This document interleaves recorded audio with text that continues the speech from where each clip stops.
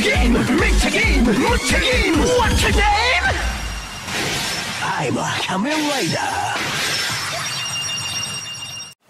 What's up, everybody? It's the Quarter Guy, and you smell that? Yeah, that's the winds of change. Now, as much as I'm a fan of Nintendo, I could never get behind their YouTube policies for the longest time, especially considering that there have been people who have had reviews and other Nintendo-related stuff demonetized or taken down. People have been afraid to talk about Nintendo on YouTube. And their infamous Nintendo Creators Program did pretty much nothing to help that. For those of you who don't know, the Nintendo Creators Program was the sort of thing where if you signed up, they would you would split revenue with them on Nintendo-related videos. That, to put it bluntly, was kind of not a good thing. Well, say goodbye to that, everybody, because as of the end of December this year, the Creators Program is donezo. Absolutely gone. And in its place is something that I think people will appreciate. Nintendo is actually loosening up their restrictions significantly. And this is going to lead to a lot more Nintendo-related videos being completely monetizable by their creators. And this is a good thing. I've read through the new guidelines, and it's basically most of what we've wanted. Okay, I'm quoting this from their official site on the guidelines, so yeah, okay. Their guidelines are as follows, and I'm quoting this from the official site. You may monetize your videos and channels using the monetization methods separately specified by Nintendo. Other forms of monetization of our intellectual property for commercial purposes are not permitted. We encourage you to create videos that include your creative input and commentary. Videos and images that contain mere copies of Nintendo game content without creative input or commentary are not permitted. You may, however, post gameplay videos and screenshots using Nintendo system features, such as the game capture button on the Nintendo Switch, without additional input or commentary. You are only permitted to use Nintendo game content that has been officially released, or from promotional materials officially released by Nintendo, such as product trailers or Nintendo Directs. If you want to use the intellectual property of a third party, you are responsible for obtaining any necessary third-party permissions. You are not permitted to imply or state that your videos are officially affiliated with or sponsored by Nintendo. We reserve the right to remove any content that we believe is unlawful, infringing, inappropriate, or not in line with these guidelines. They also provided some FAQs for this, and they clear things up a lot and are a very positive direction. Question 1. What types of content are acceptable under the guidelines? What types of content are not acceptable?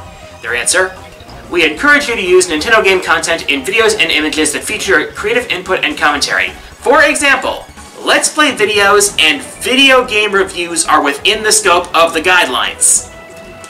However, you may not simply upload or live stream an existing Nintendo video gameplay footage without your own creative input or a copy of content created by someone else. Okay.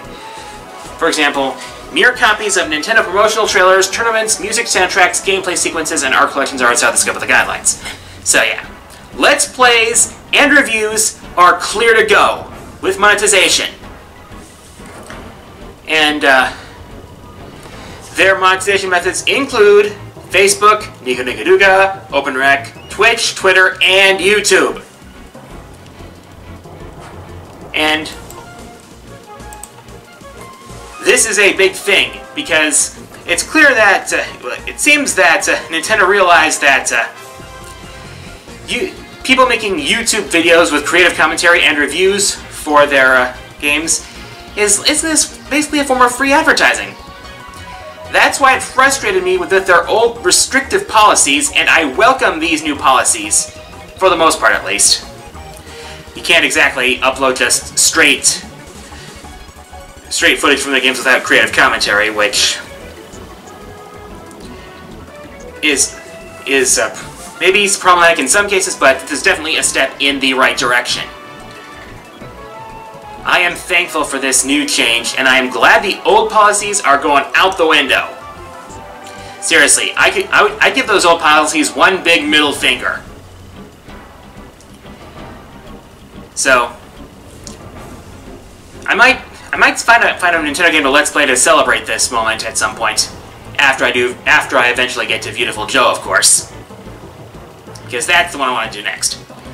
Anyways, speaking of Nintendo, we are less than 1 week from the release of Super Smash Bros. Ultimate. It is coming out this Friday, and I managed to get some time off so that I can live stream the game as I hopefully go through World of Light and unlock as many of the characters as I can on stream, with of course my my own personal commentary as we go through this.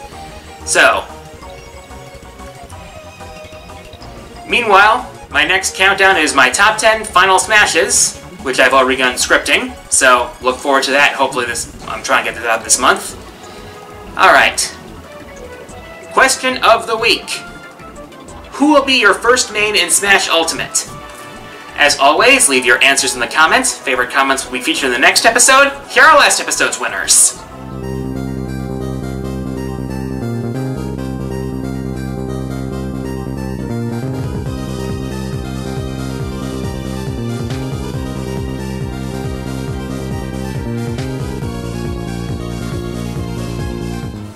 And with that, time for the Fourth Wall Mailbag. As always, look for the community post to send me your questions, and I'll answer my favorites in the next episode. First question this week comes from E. Blanco, who asks, what are your thoughts on the new Samurai Showdown game? Well, so far the graphics look really good. It's looking like the the fierce and bloody combat that we've come to expect from Samurai Showdown, and it looks really good on the Unreal Engine. I can't really say much about it yet because we have so little to go on. I hope it comes to the Switch as well as the PlayStation 4. We already know it's come to the PlayStation 4 because it was shown off at a PlayStation event. But I hope it comes to other systems as well. I mean, such an iconic franchise for SNK shouldn't be confined to one system. But I've got high hopes for the game, and I hope it really washes the bad taste out of my mouth that was left by Samurai Showdown Sen. Still not letting that go.